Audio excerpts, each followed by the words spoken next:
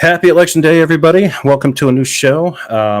There's plenty to cover, but there's not a lot of updates happening just yet. It's still kind of early. I'm going to be tied up when the polls close at my time. I'm in Eastern time, so polls close here at 8 p.m. I've got a few things to do later tonight, so I will not be able to cover live while the results are coming in, which will be kind of a bummer. But I will probably be back either tomorrow or the day after depending on how things flush out with this whole thing, to start giving updates on it. I don't really have any video or anything to share, so I'm going to be going through some headlines just to kind of see what the state of the news is right now. At the time that this is going live, it's 2 o'clock in the afternoon, Eastern Standard Time. So nothing right now is really going to get called. In fact, nothing will probably even really start getting predicted to be called until, I think probably maybe 6 p.m. I think it depends on whose polls close earliest. In fact, I could probably take a look and see how that goes. So anyway, that's what I'm going to be discussing. Special guest in studio is a friend of the show, a friend of mine, John Foppiano, is here, and he's going to be helping me debunk things and find sources for everybody. So yeah, we're just going to cover what we can until we're done, and then we'll leave it at that. So let me get up here and play my intro video, and then we're going to get started.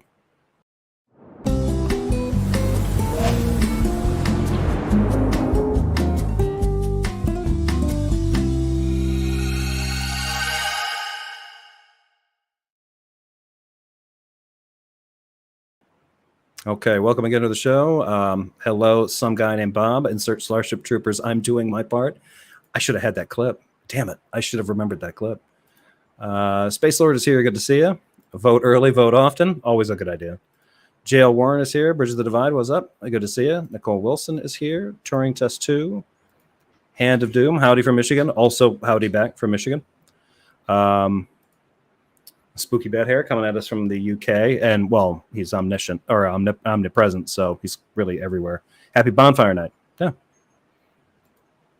And Vanguard Shield. Hello, all from the greatest place on earth, Canada. Yeah, I call it Canada because it rhymes better with Narnia, which it might as well be a fantasy place compared to the state of U.S. politics. Viclet, nice to see John on stream. Yep, he's right here, and he's going to help me troubleshoot and. He's bullshit tester, live bullshit tester. And for any of those who wonder, he has already voted. He's not missing his opportunity to vote in his home state simply because he's visiting here. He did his part, like the Starship Troopers clip would indicate. So if you haven't done your part yet, I do have that iwillvote.com link down in the description. Click on that if you don't know where your polling location is. It's a fast look. Most of them, I think, link to your state, but you can find your source right there. If you have not registered to vote, depending on the state, you may not be able to vote.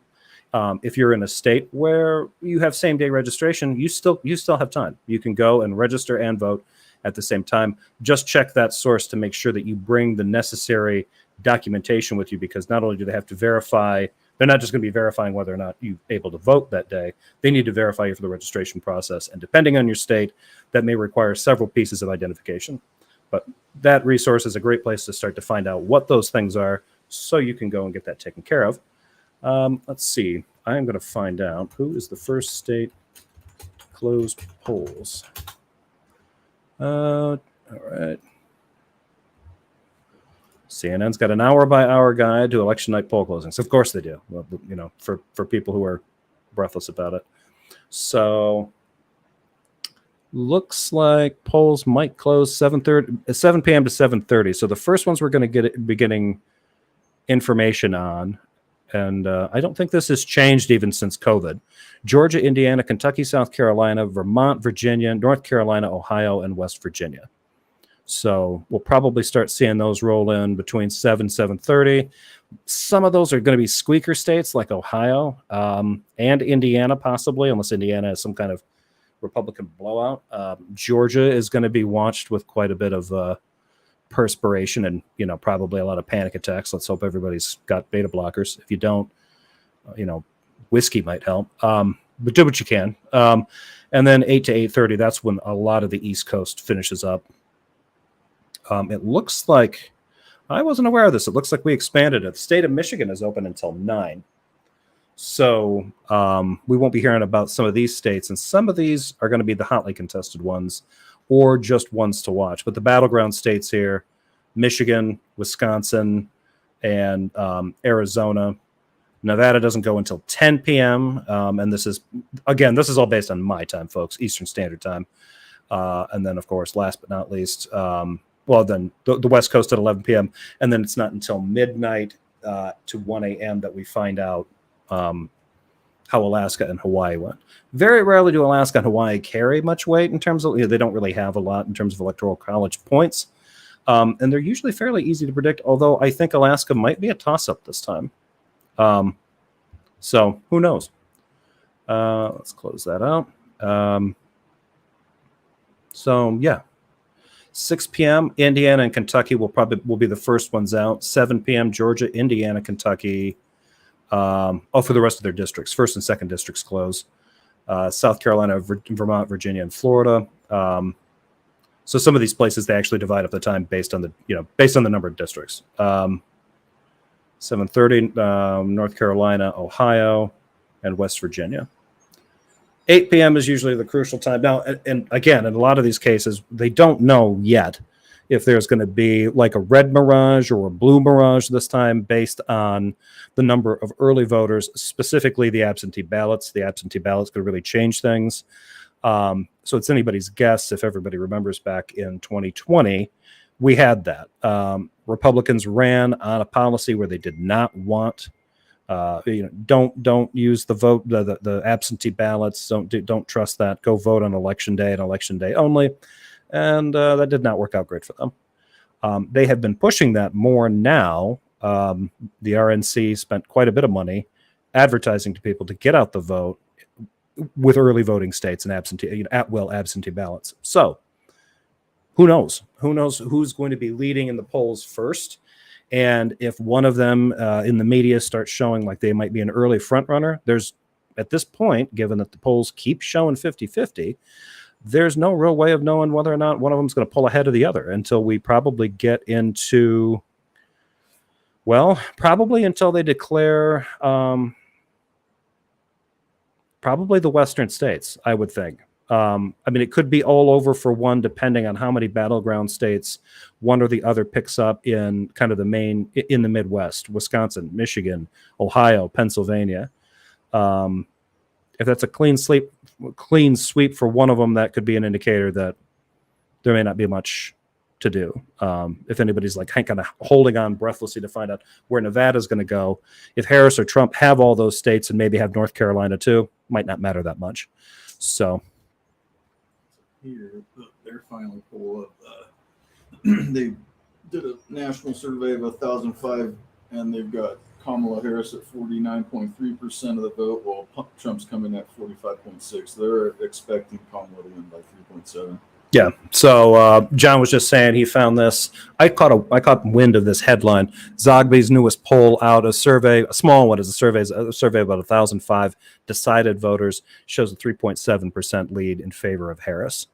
So is that going to reflect on the national average? Well, maybe Zogby's going to be accurate for once. That's unfair. I don't think Zogby is particularly bad, but I don't know that they've been that great at calling these. Right then says, I voted Saturday. I'm in New York, so my vote doesn't do much, but I convinced a few family members and patients because they asked. I think New York is pretty confidently in Harris's camp, which was one thing. That's why a lot of pundits were wondering about the Madison Square Garden rally that Trump's campaign spent so much money on. He's not going to win in New York. Personally, I think that was one of the reasons why some of the rhetoric there was so unhinged, because that was for a national audience to sort of galvanize the base. It didn't matter that it wasn't going to sway things in New York. What mattered was that the news was going to display the crazy shenanigans, and that was going to excite, maybe some Proud Boy types or something. So, and it seems to have. I voted last week. The Colorado process is like butter. That's good to hear. Okay, according to this is coming out of The Guardian. Harris leads among voters who identify as independents by 13 points. 51% of independents polled say they will vote for her, compared with just 38% saying they would vote for Trump. About the same as Biden, who received 54% of independent votes, compared with Trump getting 41% of their vote in 2020. That could be decisive because that is how Biden wins. That's usually how any president wins, as long as their base turns out. And the other thing that favored Biden in 2020 was that there was a big coalition of people across the Democratic base that were getting the vote out. Women that were voting for reproductive issues, even though those hadn't really hit a fever pitch yet, and a big coalition of voters of color came out to vote, especially women of color. Helped Biden out a lot. And it seems to me like there's whispers of that happening now. So even though you'll see some news stories where it'll say, well, Trump is gaining support with young black male voters, that might be true. Is it enough to really sway anything in his favor? That's, it's a one demographic. You need kind of a coalition of different people throughout your base, and have that be kind of attractive to independent voters to really pull off a win. So let's see. Viclet said it was a drawn-out process that was more complicated than it needed, but I'm glad I was able to use mail-in voting. It allowed me to do research for my voting precinct. Yeah, some states have really kind of one of my relatives lives in South Carolina. I believe she's in North Carolina. They do not make the mail-in voting process easy. I don't know that North Carolina allows elective. I think you have to give an excuse still, and then you have to jump through whatever their paperwork fill-out process is, and it's kind of a pain. Dustin is here. Good to see you. Bree is here. Good to see you, Bree. Okay. Yep. Never say your vote doesn't mean anything. Giving your candidate a voter's mandate means they have more political capital to spend and get policies done without gridlock. Yeah, that's a good point. Should we state the obvious here? Yeah, considerably among Catholics. Harris is down considerably among Catholics, 43% backer compared with 55% backing Trump. That's interesting because the trend among Catholics has been, and I've seen this in 2 or 3 articles, that the number of people that are becoming attracted to Catholicism are increasingly traditional Catholics, more conservative Catholics, leaning into that Opus Dei, Vatican I kind of stuff. Protestants, 36% backer compared with 59% backing Trump. That is not a surprise at all. But scores well among those with no religious affiliation and with atheists. Democrats have been getting 30% or so of born-again evangelical voters in recent elections, but Harris only shows 24% in our poll. I don't know if I'm going out on a limb here, but in my understanding of and my own experience, if you get into like the born again Christians, the born again fundamentalist evangelicals, they tend to be even more uptight about traditional gender roles. And so anybody who's kind of reflecting a more progressive or more open-minded stance on even gay marriage, which for the most part is settled, you would think, not amongst the GOP, but it should be a settled thing. But if you get into issues like, single parenting, even raising kids out of wedlock, we don't even need to get into trans issues because you can imagine it's probably about 90 to 95% just don't even know what to do with it, probably don't understand it, but are pretty sure that it's icky and it's against Jeebus, so that they're out. So yeah. That tells me that if the normal average is 30% amongst those fundamentalist evangelicals and it's dropped to 24% for her, that means amongst those circles, the propaganda of painting her as a radical communist, progressive person who's going to turn your kid into a communist rainbow shirt wearing lib cuck, that's working on them. So don't go to those churches if you can at all avoid it. I mean, don't do that. Clearly that's working. I'm pretty sure those people go to the kinds of churches where, the pastors would normally be at risk of losing their tax exempt status. They're probably telling them, you need to vote and you need to vote for Trump. Otherwise I cast you out. I think you might be a witch. For conservatives, voting is improv theater. For liberals, voting is a duty. Maybe. I think if you're one of the sort of like libertarian conservatives, like one of those like post World War II conservatives, they still think of it as a patriotic duty. But then we're talking old fashioned, when somebody asks them, who'd you vote for? And their first reaction, almost as a reflex, is that's private. You're talking to an old school, kind of old school thinking in that. Right now, I don't know how many people really would really care about that. If somebody asked me who I vote for, I volunteer it. It doesn't make a difference. But I understand why some people aren't forthcoming with it. It's up to them. The problem with polls is the same as lots of psychological studies. They are self-reported and people are flaky. Agreed. People are flaky. They can be inconsistent and they can just flat out lie. There was an issue in 2016, I think, when Trump won, when he beat Hillary Clinton. And that was when the polls started, I think, kind of leaning to this idea that they had gotten kind of sucked into the idea that it was her turn, her campaign message, which was condescending, presumptuous, and full of shit. She never should have ran on that, but they let her. And when she got into that situation, they seemed to go along with it. The media thing was like, yeah, she's going to win. And then when Trump won the primary, they're like, of course she's going to win. She's going to beat this guy like a drum. Did not work out that way. And now they've been kind of tilting things the other way. The thing they found out about responses was that amongst young conservative males, they would lie about who they'd vote for. That was something they found out in exit polls. Another quote here. There is a wide education gap in U.S. politics. Harris has the backing of 57% of those with college degrees, compared with 39% for Trump. In 2020, Biden won the same group by 12 points. He received 55% of their vote, while Trump received 43%. So that's split. That's actually widened.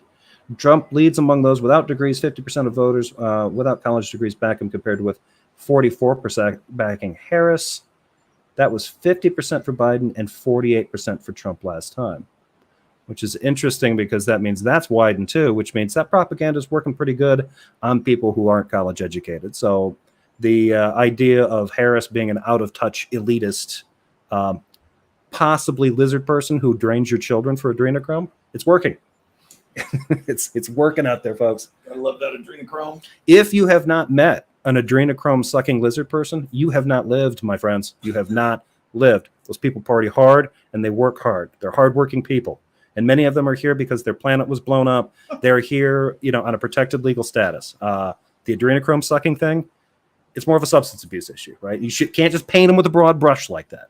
Not all alien people, the lizard people do not all suck adrenochrome out of kids. This has been your public service message. Just try to open your heart to the lizard people that stalk our streets at night. Anyway, Betty's a lawyer. I want to taste Darth's tears. They taste like Popeye's chicken. I have that on good authority.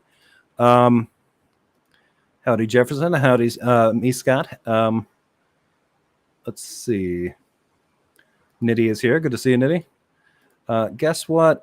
Jefferson, several Trump supporter arrested today from violence at the polls. Really? Where is that happening? There was some shenanigans in Pennsylvania at a rally. Let's see. Huffington Post is usually pretty breathless about that stuff. Let's see if they've got it in there. America in the balance. Literal coin flip. Trump calls Pelosi a bitch. Muses about Harris in the ring with Mike Tyson. These are the people that thought it was completely inappropriate for Imani Khalif to be fighting in the Olympics. But it's funny to joke about Mike Tyson fighting Harris? I'm confused. That seems like a contradiction. Trump camp worries bottom has started to fall out. Well, by all accounts, his bottom started falling out a long time ago. That's why he has to wear the diapers. Holds the Big Macs in. Let's see. I'm trying to find that.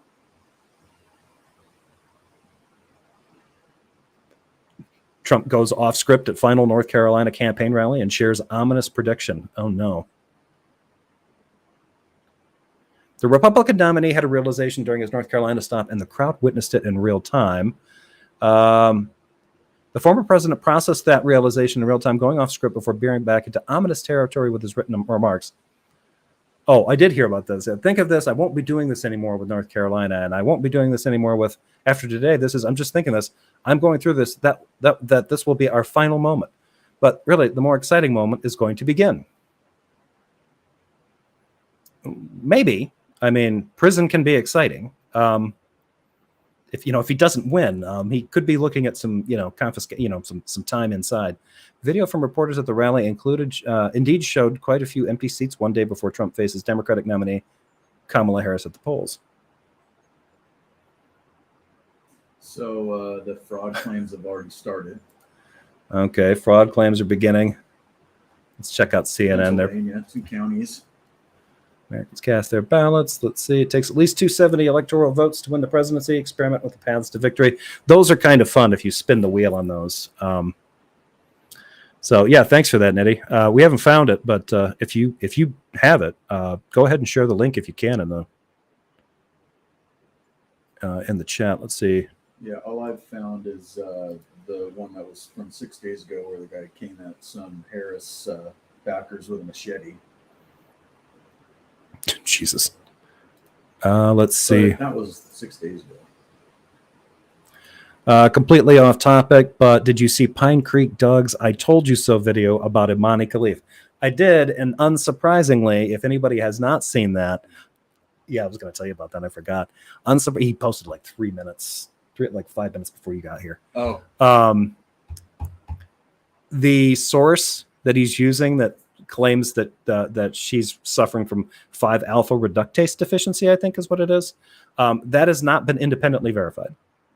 So it's a little premature. Like, here's the thing: I don't have an issue with the fact that somebody finds out that she is indeed intersex. The issue seems to be, for many of them, people like Doug, that she knew and she was lying about it, and she was using it as an advantage to get over female competitors. That's the thing that I don't think Pine Creek really understood. But yeah, I did see it. I imagine that there will be more. So yeah, he tagged me in it, and Rationality Rules, Stephen Woodford, and somebody else. Digital Gnosis. Nitty says, I challenged a YouTube Christian today on what they think about Trump outright lying about schools operate on kids to transition them. Yeah, the fact that so many people actually believe that that's possible, he refused to respond. That sounds right. Bridge the Divide says, I fucking love adrenochrome, so I work hard at a good job so I can buy more adrenochrome virtuously circular, baby. You're going to have an adrenochrome party at your He's place, on that, JL? JL's on that adrenochrome treadmill. I've warned people about that.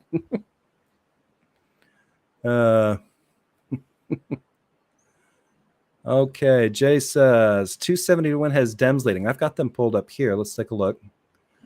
Okay, 2024 presidential election interactive map. I don't think much has changed on this. What's really funny is if you go to 538, Nate Silvers, our 2024 forecast is final and no longer updating. Visit our live blog to follow along as results come in. They've got Harris wins 50 out of 100 and Trump wins 49 times out of 100. Like, I mean, that's like the difference between heads and tails in a coin toss. So, yeah, there you go. This one, I know some conservatives were making a lot of hay out of. Atlas Intel released this one. It was one of the more recent ones that had Trump up by 1 point. And as you can see, the Zogby one that's got her, 3 points ahead, 48 to 45. Their pollster rating's not that great. So they've had some, some issues. Ipsos from Reuters. This one is usually really reliable. It's 50-48. So Harris is got a 2-point lead there. So those ones are usually pretty good. This one actually looks like it's widened a little. Marist College, NPR PBS. This one's also really accurate. Is showing 51 to 47. Those are Michael Deaton numbers right there, folks. That's interesting. And I think this Patriot Polling, if I remember right, Patriot Polling is actually a conservative outlet. They are a conservative group. And even they're showing a 1-point lead in favor of Harris now. So, yeah, this is pretty interesting. So, yeah, as far as polling goes, it's 50-50. We'll see if the results actually – I have a feeling it's not going to pan out that way. I think it's probably going to be like, 52-48, something like that. 3 to 4 point gap. It would be exciting if it's bigger, mostly because if you see a larger gap, especially if you see a bigger gap in the presidential campaign, it could mean greater turnout for Democratic candidates down ticket, which many of them really need. One site that I was looking at actually predicted something I did not think about, which was they believe that there's a greater chance that Democrats will take control of the House, but lose the Senate, which I thought was a little odd. That's not something my thinking was that they wouldn't make enough headway in the House and maybe hold on to the Senate, or maybe gain a little bit. But I guess based on the timing of who's running, maybe not. So anybody's guess there. Fingers crossed. It's going to be kind of weird. Trump cast ballot in Florida and says he feels very confident in his Waltz results. Waltz says result is razor close. This is coming from The Guardian. UK's take on this has been really kind of all over the place, mostly because too many people read the Daily Mail. And if you've seen the Daily Mail's headlines on our election, I think I mentioned this before, they put out a story, and it circulated over here for us, that Trump had a 13-point lead on Harris, which I don't think any polling actually bore out. If I were Trump's campaign, I would be contacting the Daily Mail to tell them to knock that the hell right off, because that kind of a lead is a good way to actually discourage people from voting. It's very easy to encourage complacency in voters if you start saying, oh, well, they've got a 10 to 15 point lead. Oh, well, then I don't have to worry about a thing. Probably still do. If you really want to have some fun, go to Jefferson Spatchcock's YouTube channel, Darth, from the mouth of the man himself. I do apologize because this content is a little drier. There's John. Am I in here? Yeah. Hi. Do you believe the Seltzer polls? Is she the one from Iowa? The one that's showing that Harris is up 3 points? I mean, like the X-Files said, I want to believe. But I don't know. I'll believe it when I see it. So I think the last Democrat to win Iowa was Obama. And Obama was running in a race where the McCain thing, there was a little bit of ageism going on there with him. If any Republican could have beaten Obama, it was probably McCain. I think with McCain and the Palin stunt cost him, because she was pretty divisive. But he won Iowa that year, and I'm pretty sure he won Iowa when he ran against his incumbency for the second term, when he ran against Mitt Romney. I don't think any Dem has actually taken Iowa since. So we'll see. Anything that I had seen on Iowa showed that it was about as comfortable a win for Republicans as Oklahoma or Arkansas. And I don't know. I'm pretty sure. Does anyone know if if her polls, somebody was talking about how they need to be paid attention to because they've been super accurate, but I don't know for how long they've been accurate. It is weird that she would come out with a poll that is that big of an outlier compared to other ones. And since most of these polls, the vast majority of us don't really know how they're even run, other than just phone calls and stuff like that, the selection process, the due diligence, the follow-up to find out if the answers are accurate, it's really hard to know. So she has a good reputation. So let's say she has super tight polling normally, and it's plus or minus 2 points. It's 1 point ahead. So the only thing that makes that's kind of where Harris is nationwide. That basically puts Iowa in the coin flip territory, which is the point, I think, for pollsters.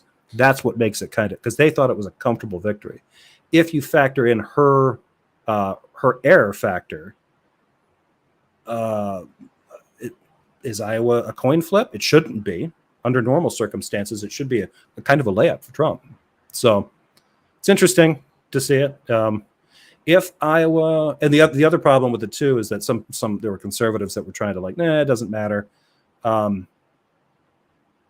It's indicative that if polling has overestimated Republican turnout and excitement about this particular race, especially excitement for the candidate, for Trump, and not factored in kind of Trump exhaustion, and they're underestimating Democratic support for Harris / Democratic hatred of Trump, like sort of excitement to get out the vote and see him gone, then we could be looking at a significantly different result by the time everything is over.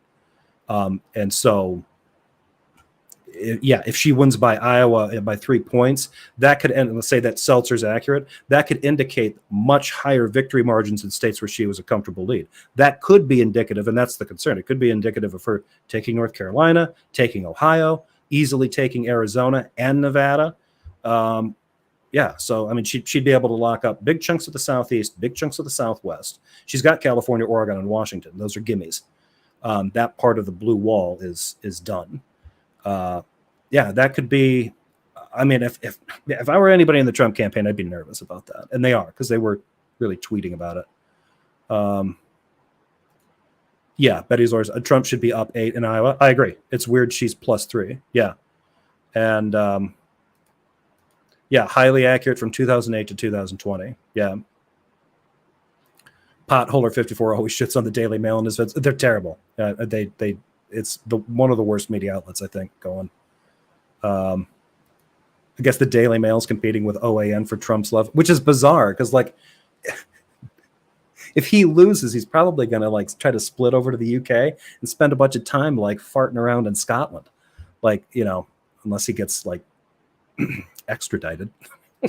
That'd be hilarious. You got extradited for your shenanigans in Jan 6 from Scotland. Like, they just go out there and just frog march him off his golf course. Let's see. I think the Seltzer poll has been 2 to 5 points shy of actuality the last 3 voting cycles. If it's 2 to 5, then that's a big swing. That's all. I mean, again, that would make it practically meaningless. Everybody would be basing it on vibes. And I don't know enough about her history to know. I mean, that would be like trying to say, look, I saw Michael Moore on MSNBC 6 days ago, and he's super hyped and very convinced that it's guaranteed. He's guaranteeing a Harris victory. Like, I think he'd be willing to put money on it. So, but it's vibes. I mean, let's be honest. It's all vibes. I'd laugh if the Mormons see that they're the wrong Christians and concerned about their freedom, just blow Trump away. Doubt it, though. I don't know. I think there'll be pockets of that, but given some of the support that's been, I'm thinking about the Senate race that's going on in Utah. The Republican out there, from what I understand, is a nutcase, and he's solidly favored to win. So, I mean, I think Utah is gerrymandered to hell and back too, so that doesn't make things easier.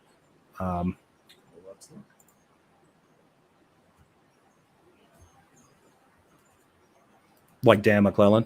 I would be interested to find out Dan McClellan's his views.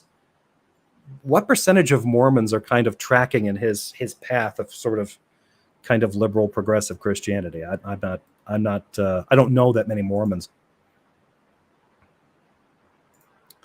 Let's see. Viclet says, Josie Caballero made a great point the other day that extremely close elections like this usually mean it comes down to a local field margin and the campaign with the best voter turnout encouragement.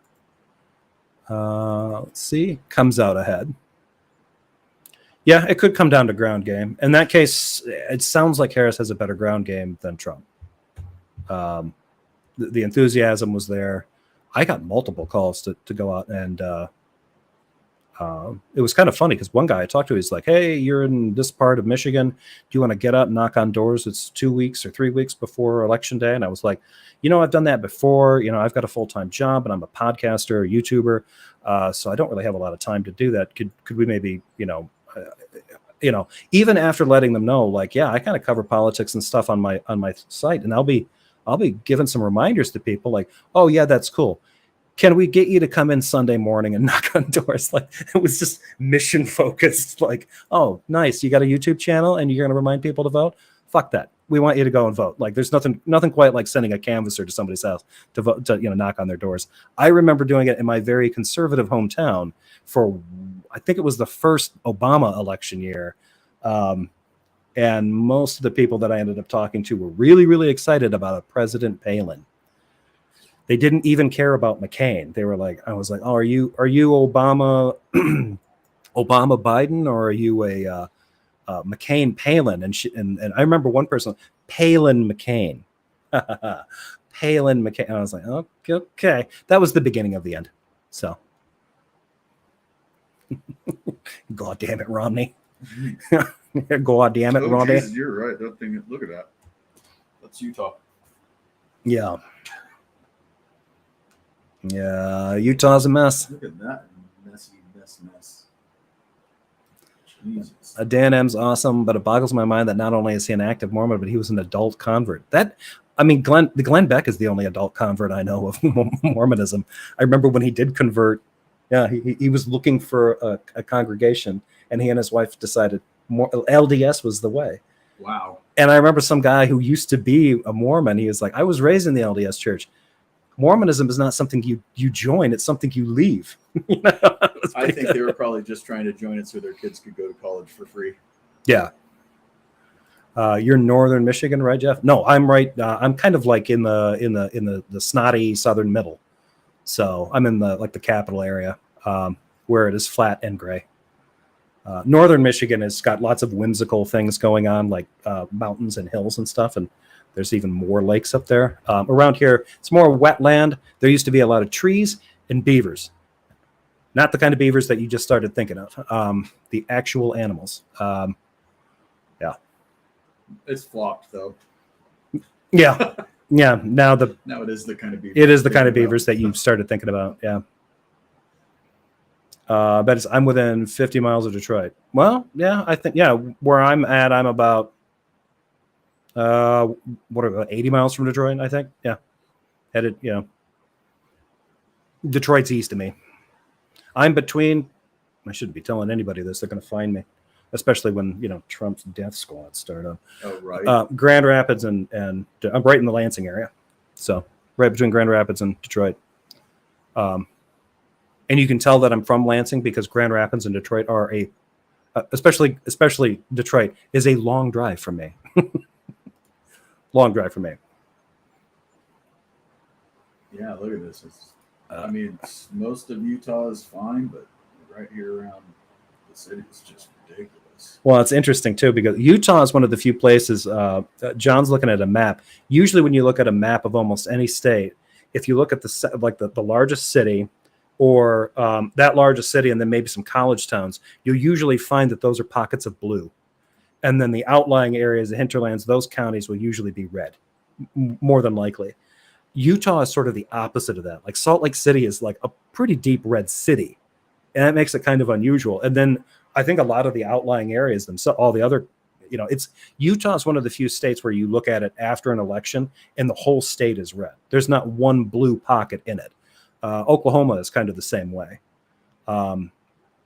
If you look at if you look at places like Michigan's a great example. There's a big chunk of blue in Grand Rapids. There's a huge chunk of blue in the Detroit area. Lansing is also very blue. And then you have to go all the way up north into the Upper Peninsula to a city called Marquette. That's blue. There's a few other pockets in and around the north. I think Traverse City, which is kind of a resort town up the very north, that is, I think that's reliably blue. There's a couple other ones like Saugatuck and a few places like that are probably blue. But oftentimes I think they're gerrymandered or were gerrymandered in the last formation of the maps. Oftentimes they were just sort of outliers to a really conservative county. So, and if you see that in a lot of states, you'll see that Illinois is kind of the same way. Chicago, mostly blue. Get outside of it a little bit, you start getting into the suburbs and then out in the countryside. Countryside starts turning red. Gaylord is very blue. Really? Well, that's good to hear. I did not know that. I'm going to get some friends drunk so they won't fret over today, but hope you're well. You're a good friend if you're doing that. Yeah. I've been seeing a lot of Harris signs in certain rural areas. Yeah, for us too.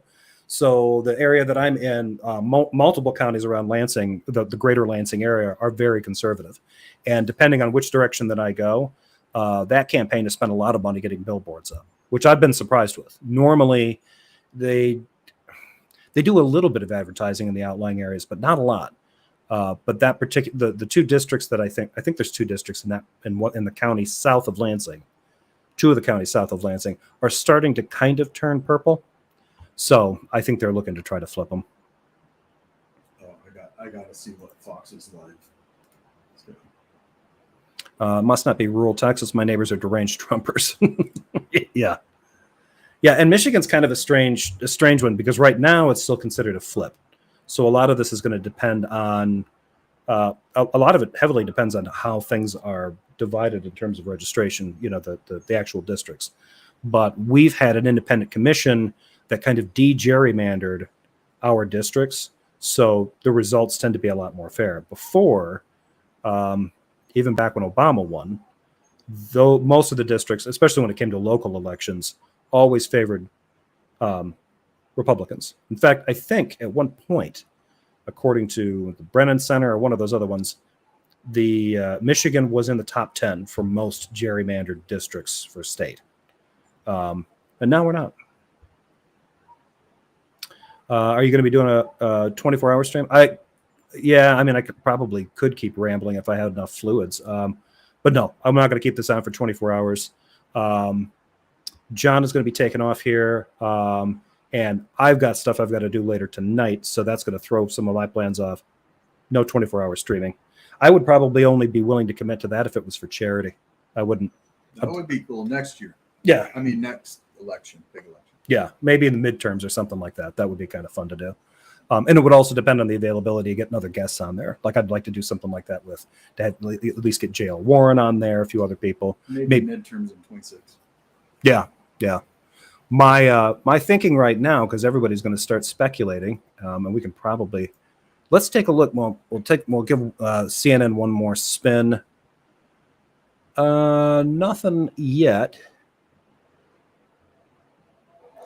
Just a thing on the 7 battleground states are expected to be pivotal. Well, no, duh. Okay. Let's see what Fox News, see if they're hyperventilating yet. I'm not going to OAN News because I don't want my computer to shut down from the Russian bots it gets. That's not fair. I don't know if they're flooded with bots, but I'd like to think they are. The bellwether counties that can determine the next president. When polls close in all 50 states. Brett Barrett breaks on the path to victory. Well, he breaks down some paths to victory. There's more than one way to get the necessary stuff. If you end up being a candidate where you've only got one path to victory, you're fucked. Mark Penn of the key state in 2024 election. That's probably Pennsylvania, since that is the Keystone State. This is interesting. It says that Harris has won the 24 U.S. presidential election straw poll in Guam. I think that so. Kamala Harris has won straw poll in Guam.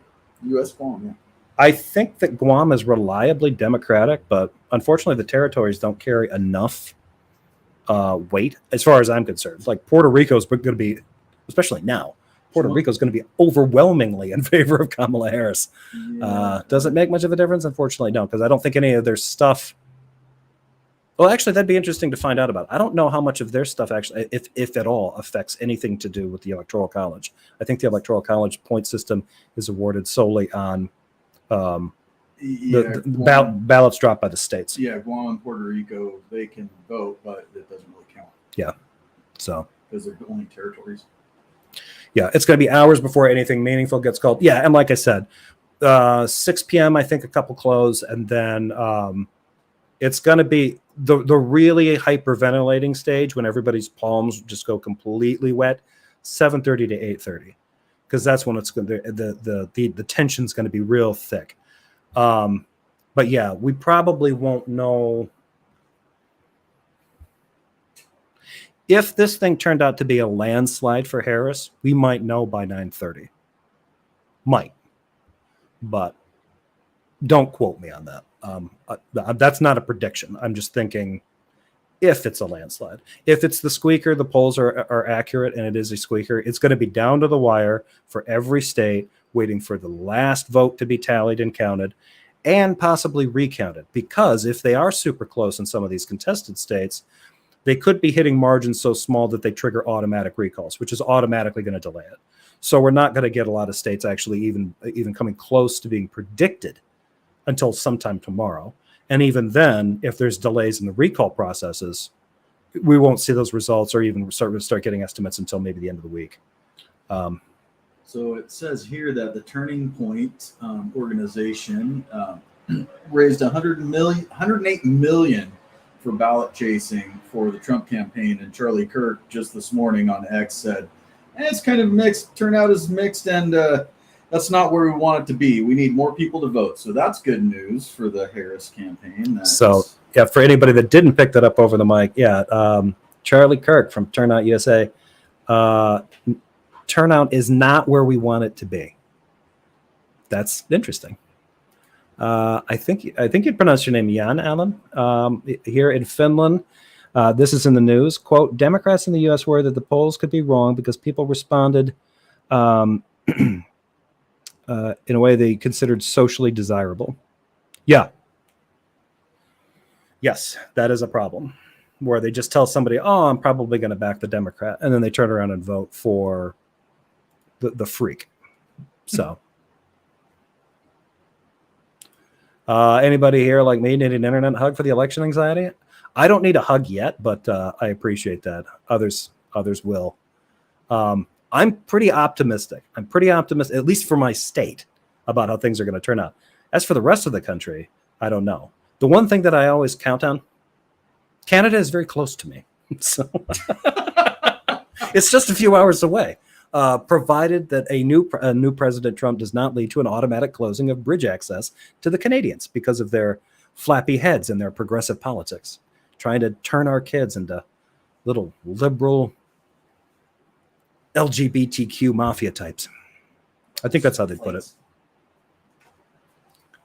Don't forget all the MAGA slyly voting for Harris. Yeah, I mean that can happen too. There could be a lot of people that, depending on how they're asked and when they're asked, if they're MAGA and they're in that, they are telling their friends and family that, yeah, of course I'm down for Trump. I voted for him then, and I'll do it again. And then they get in there and they're like, no, not so much. Scott Duke, good to see you, Scott. Oddly, I don't feel anxious. I feel highly annoyed at the MAGA fascism enablers who won't see Trump and his vote for what they are. I may become an angry misanthrope in 2025. To me, that's I think the biggest story that does not explicitly get explored in the media is this is the biggest media failing. The pressure that needs to be placed on the GOP for screwing with this guy. There was no reason to do, they did not have the political ability or savviness or just balls to deal with this guy. Because here's the thing, they should have, if he'd been any other candidate with this kind of baggage, he would have been removed from the party. They never would have let him run for, they would have found reasons to disqualify him for even being a primary candidate. And that would have been over. As far as the rest of it goes, as he's progressed, they definitely should have gotten rid of him. He's now a felon. Their logic seems to be that if they buck him as a candidate, then he's going to come back at them as an independent and then be a spoiler. Okay, fine. So chop his legs out from under him. Politically speaking, folks, please. Yeah, YouTube, please don't take that as a instigation. But that's what they should have done. They should have taken out the foundation from below him in order to be able to pick that kind of thing up. It amazes me that they have the capacity and the energy and the imagination to rat fuck the Democratic opponents, but not somebody who's going to screw up their entire party from the inside. They didn't do it. Instead, they made a deal with this ding dong, and now it's so low that it's not going to. I mean, the bar is so low for entrance into it. Anyone should be able to run for presidency in the Republican Party.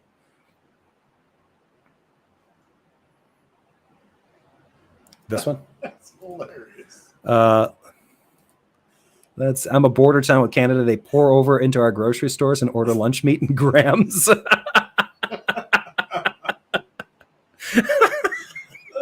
They demand liters of cola, and we all have, what the hell is a liter?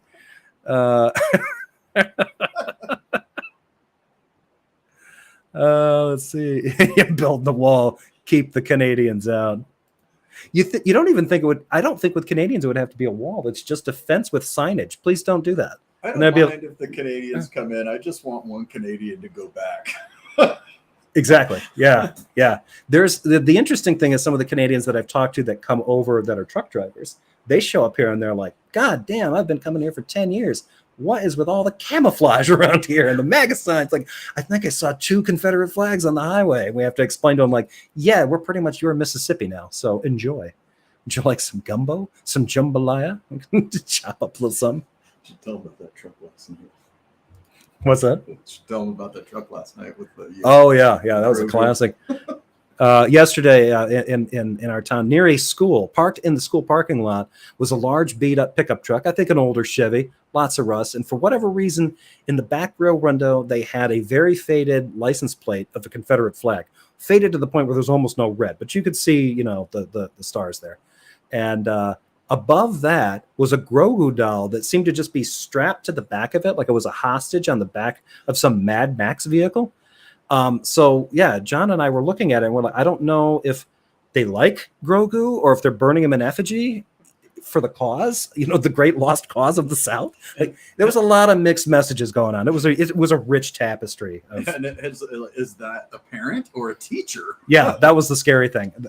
Or even worse, both. Like, what do you teach? Civics? Oh, yeah. Sign of the cross. I'm not a believer, but maybe it's time.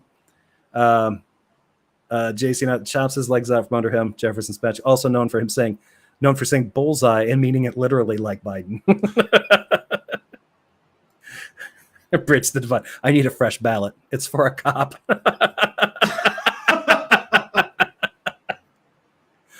All right, let's see here.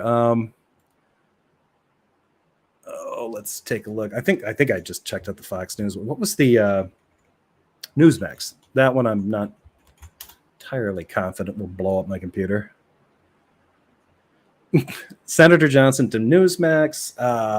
Biased media and banned elections close. If anybody doesn't know who this guy is, he is a senator, and he's a Republican senator from Wisconsin, and he is an absolute just a fruit basket of insanity. I mean, this dude is a gift that keeps on giving. He's pretty gross. He might be right that a biased media is making the election close, but I'm pretty sure he thinks it's because it's going to be overwhelmingly Trump. I really hope that he's not right. My prediction has been, I think if Trump wins, it will be a close victory for him.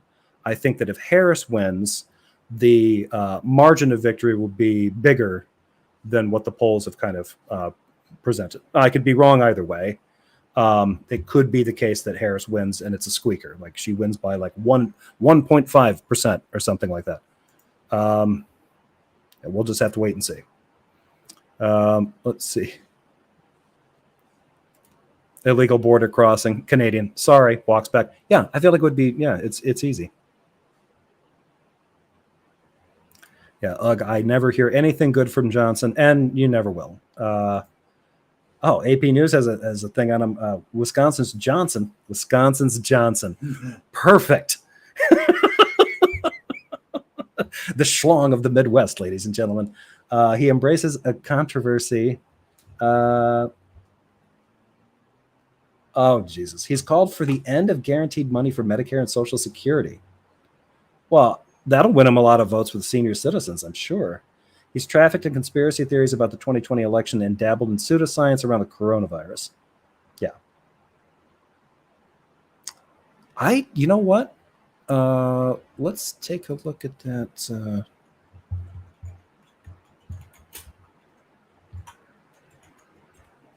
It says here that Johnson's the only Republican seeking re-election in Wisconsin after Biden won. Yeah, this site's called Race to the White House. Supposedly, they've done some decent forecasting. Let's take a look here. They're saying that for the Senate that Republicans have a 71.6 chance of taking control, whereas Democrats have 28.4% of holding on. Well, I guess we'll find out if they're right. But you can choose your state from here, and good old Wisconsin is here. Well, Baldwin's at 79.9. Hovde at 20.1. Is Johnson even running this year? Yeah, maybe I'm looking at something old. Let's see, 8. Oh. And that's the only. This is super old. This is September 27th, 2022. Oh, way to go, AP. Midterms. But yeah, Ron Johnson's a mess. But yeah, it doesn't. It looks like the one seat that is up for grabs in the White House. It looks like it's pretty safe to predict it's going to be a Democrat that's going to take that, and I'm pretty sure she's the incumbent. So I think. Anyway, that's the map so far. So there's not too much left except for this live blog available here, and I doubt, are they even... Okay, somebody's got a little thing in here. Why Ted Cruz might be endangered tonight. I'm really fascinated with this one because the site that I was just on shows Ted Cruz having a really safe chance of keeping his seat compared to the challenger Allred. But there's been a lot of, there's been a close one. Ted Cruz has established quite the reputation as a rabble-rouser, but his confrontational, often unconventional politicking has earned him yet another competitive general election challenge. This isn't the first time that the two senators have faced a serious challenger.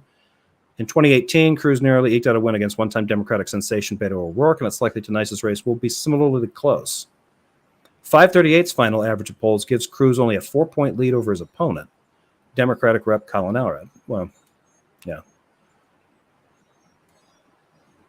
He's one of the most loathed members of Congress. Most people know that. He was among several Republican senators who tried to cast doubt on the legitimacy of President Biden's victory. Yep.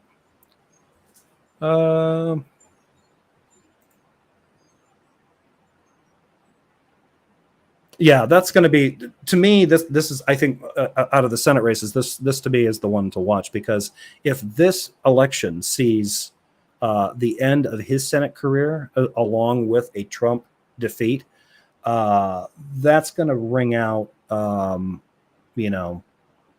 like that's going to be a huge wound, I think, to the Republican brand in a way, because I think that if Trump loses, the Republican Party can do like a little bit of soul searching or whatever and try to rebrand a little, try to shift back. Somebody like Ted Cruz is sleazy enough and a big enough backstabber. He can try to get back into those graces again. He'll shift back into that. If he's gone along with Trump, it will be kind of a sign that anybody that dabbles like that, who's kind of a mainstream GOP political figure, along with Trump the disruptor, that both aren't, they're not politically strong. Also, if Cruz loses in Texas, which is still gerrymandered like hell, if he loses to Colin, because Democratic output, Democratic turnout, in order to get a Democratic candidate in, has to be freaking overwhelming for a close victory. That's how gerrymandered most of Texas is. If Ted Cruz loses, his political career will be over. He's in about the safest spot that he could be in politically. He's an incumbent senator in a conservative state, if not the most conservative state.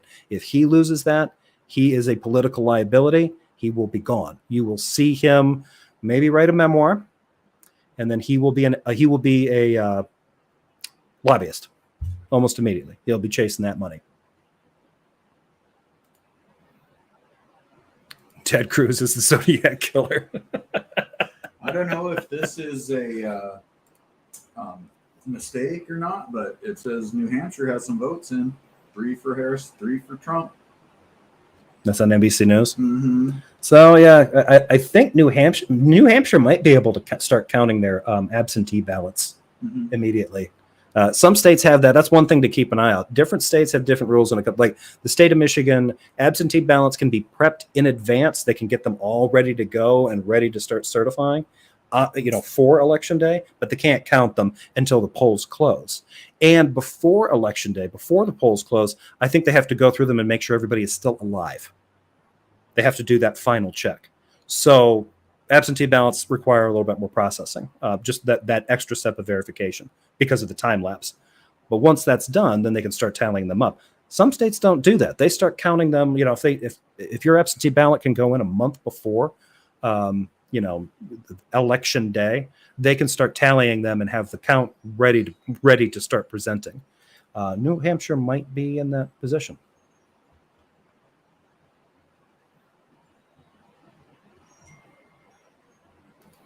Yeah, Beto's loss pissed me off so much. The gerrymandering felt suffocating that day. It was suffocating. I mean, that's the reason he lost. He would not have lost without the political gerrymandering that's in place in Texas. The margin between them is hilarious with this gerrymandering. Cruz has everything so rigged in his favor that he's a damn laughing stock. Yeah. And that's the trick. I mean, if you could push past all that systemic rigging and get him removed, if he loses despite he's got the rigs stacked, everything is stacked in his favor, and he still lost, fucking hell. Yeah, he'll be lucky if he gets a lobbying job. I mean, he will be a laughingstock in conservative circles. Yeah, that would be, oh God. It'd be nice to see him and Trump both out. Now all we got to do is get rid of Ron effing Johnson. And that one idiot. Who's the one? Kennedy from Louisiana, who's an absolute dingus. And who's that gump-looking motherfucker? He's either from Alabama or Arkansas. I can't remember. Well, if you're going with Gump, I guess you got to say Alabama. Yeah. I can't remember his name. He's an he was the one that I think thought, no, because I think that guy's gone. I got him mixed up with the dude he was the one that thought that women could prevent themselves from getting pregnant in the event of SA. Okay, I didn't even hear about and that. I'm like, motherfucker, you are thinking of ducks. Ducks can do that. I didn't even know ducks could do that. But Human females cannot do that. They are not ducks. It made everybody start questioning, like, does this guy have a corkscrew penis like a male duck that falls off from time to time and regrows back like a fingernail? Like, ducks, look up duck sexuality, folks. It's weird. I want Abbott out, Paxton out. I want all the GOP out of Texas leadership, but I have to focus on what's real. Yeah. If my thinking is, if Texas could get one of the ballot measurements that Michigan got, where instead of having the party in power decide the districts and have an independent commission established that establishes that does a great job. It's not perfect, but it does a great job of clearing up that gerrymandering on either side. And states that have demonstrated a long-standing gerrymandering need that kind of reform in order to get that stuff cleaned up. According to G. Elliott Morris out of ABC News, part of the 538 team, Republicans are very likely to win the Senate majority. Our model gives Republicans a 92 and 100 chance of winning control of the upper chamber, which includes scenarios in which they will win 51 seats or more and scenarios in which they win 50 seats, as well as the White House. The vice president breaks ties in the Senate. So, well, like a really close split. And then J.D. Vance would be the tiebreaker. Ugh. So Republican strength, I wondered about this. Their expected strength is from wins in reliably red Montana and Ohio, where moderate Democratic incumbents were trying to fend off fierce competition from Republicans. In Montana, John Tester is trailing Republican Tim Sheehy by about 7 points in the 538 polling average, which is saying something because John Tester has been in Montana politics for a long fucking time. He has the incumbent advantage. In Ohio, Senate Sherrod Brown is polling 0.8 points behind Republican businessman Bernie Moreno. I would not count Sherrod Brown out. Usually Sherrod Brown's campaign ground games are really strong. And our forecast gives the Democratic candidate in West Virginia, Glenn Elliott, less than a 1 in 100 chance of holding on to retiring Senator Joe Manchin's seat. I can't remember the name of the guy that's running against him for West Virginia, but I think that was the one. If you go to that one website that I had up, it showed that Schiff in California has a 100% chance of winning against his competitor, which, okay, Schiff's a national name. I'm pretty sure that it was the opposite in West Virginia. This guy, Glenn Elliott, it's like he's 100% guaranteed to win. Or not Glenn Elliott. Glenn Elliott is 100% guaranteed to lose. Like he's got a 0% chance against whoever's going against him. So that's not good. West Virginia needs better representation than lunatics. No. This one I'm not too worried about. The 0.8 points between Bernie Moreno and Sherrod Brown. I mean, that's even less significant than a coin flip. So you're talking about a 50-50 race just in that one too. So really, I think the biggest tricks, West Virginia and Montana, because Tester's been reliably in the Democratic side for a while. If he is as vulnerable to Tim Sheehy, that puts Montana back there. And then West Virginia, it's a very good chance that will go too. So yeah, it could be 51 seats or 52 seats, which That makes me wonder. You think that if they get a simple majority like that, they're going to try to get rid of the filibuster? I would hope so. But I mean, if the Republicans tried to do it, it'll be interesting to, because they blocked every chance the Democrats. I think the Democrats brought it up at least once. Okay, so there's speculation here on the electoral college vote versus the popular vote. Yeah. So nothing huge yet. Let me refresh this and see if anything's. Yeah, nothing. So, all right, folks, I think we're going to wrap it up there. I just got onto the chat. For some reason, I couldn't get onto it. I have to rewrite all of my DuckTales fan fiction now that I have this new info. Duck and facts here. Well, I mean, yeah, if your fan fiction, okay, it was that kind of fan fiction, yeah. Please confirm my science and biology facts about ducks before including that in your stories. And also do not send the link of your stories. Do not put it anywhere in my chat. I just saw Jails. Greenbow, Alabama. Greenbow, Alabama. Greenbow. All right, folks. I think we're going to end it there. I don't really have anything else in mind to share unless you've got something else on there. But I've got nothing. I mean, we could sit here for hours waiting. Just speculating. Yeah. Speculating. I mean. So I guess that's it, folks. For anybody, I don't think anybody watching live has not voted if they can. I mean, some of you have reasons why you can't. If you do, apologies. But for any of those who have not heard, anybody that watches this live, anybody that catches it later, if you've got time before whenever your polls close, again, some of them close as early as 6:30. Some of them don't close until much later in the night. I think most of them though tend to close around 5 or 6 p.m. In their local time. So if you've got time, get out there and do that. Again, if you're not registered and you're not in a state where you can do same-day registration, you're not going to be able to do anything, so it's too late. But if you are in a state where you can do same-day registration and cast your vote, check out the requirements, get to your polling place, and get registered and get a vote in. And don't vote for Trump. I'm not saying that you have to vote for Harris. Just don't vote for Trump. And with that, I think we'll get out of here. John, you got anything you want to say? I was just going to say thanks for tuning in and go and vote. Like Jefferson says, let's stand up for democracy and not just watch it, deteriorate away. Amen. So thank you, folks. I will catch you all later. Like I said, I will probably be back for a show, depending on how the news goes, for a show either tomorrow or the following day, depending on how developments go. If this thing is a squeaker and we end up hitting a bunch of recall things, there won't be much more to talk about other than it'll just be everybody sitting around waiting to find out who's gonna how those close elections are gonna get called and for whom. So fingers crossed. I'm hoping for a Harris blowout just because it keeps things convenient.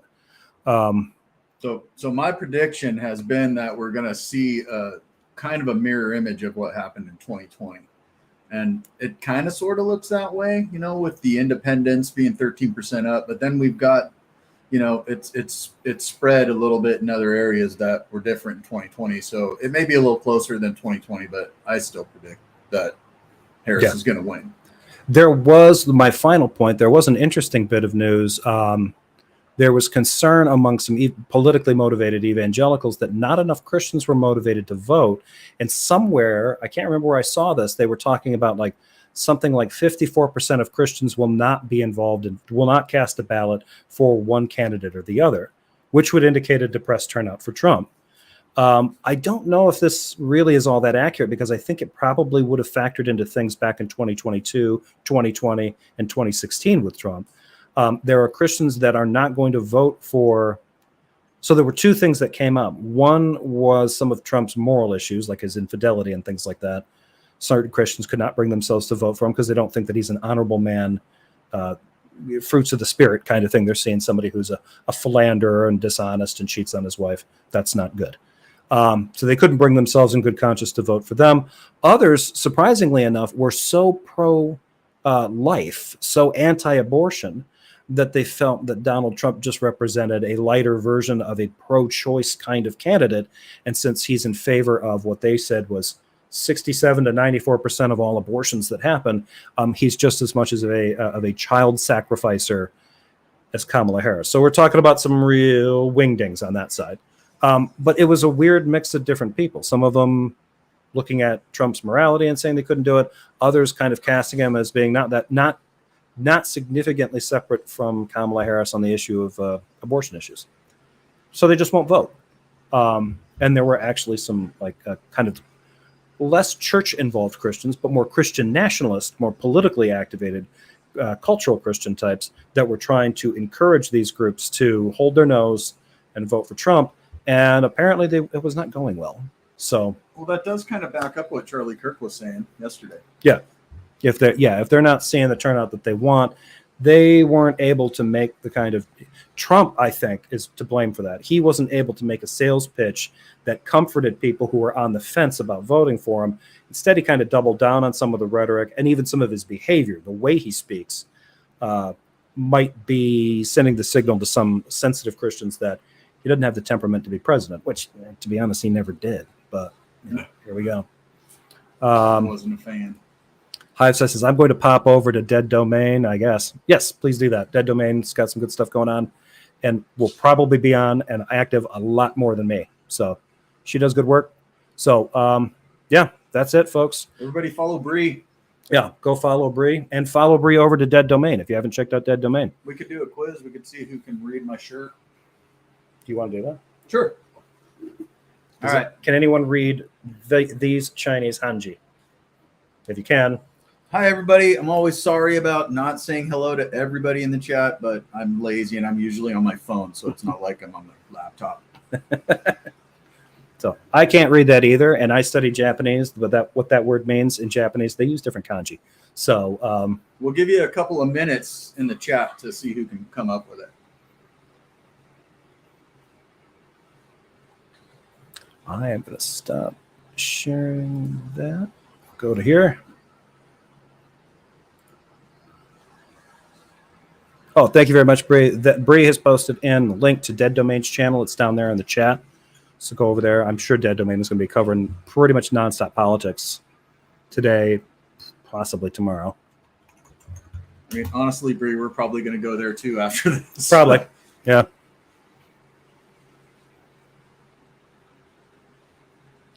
Yeah, nobody's really updated yet. So, and they usually update a lot.